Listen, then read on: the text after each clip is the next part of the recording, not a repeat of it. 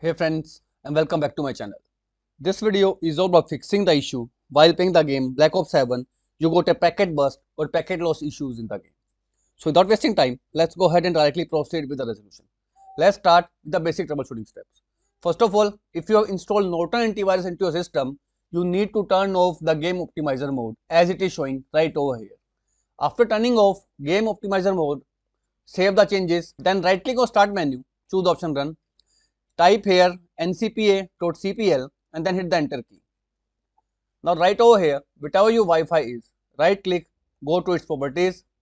Here first of all, you will find the option of TCP/IP v6. You need to turn it off. Second one is IP4, TCP/IP4.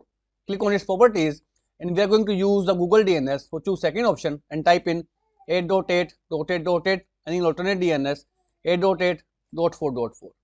Then hit the OK button and close it. Now click on start menu, type CMD and choose the option run as administrator. Type here command ipconfig /flush DNS and hit the enter key. After doing these changes, go ahead and play the game and hopefully the packet bus issue will be fixed out. Although if this failed to work out, then you need to launch the game and open up your game graphics settings.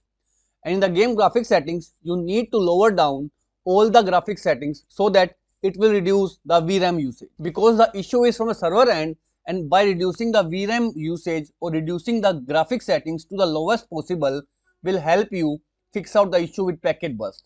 And make sure you must cap your FPS to either 60 or 90. After doing these changes, save them and replay the game and hopefully the packet burst issue will be completely fixed out. So that's all about it friends.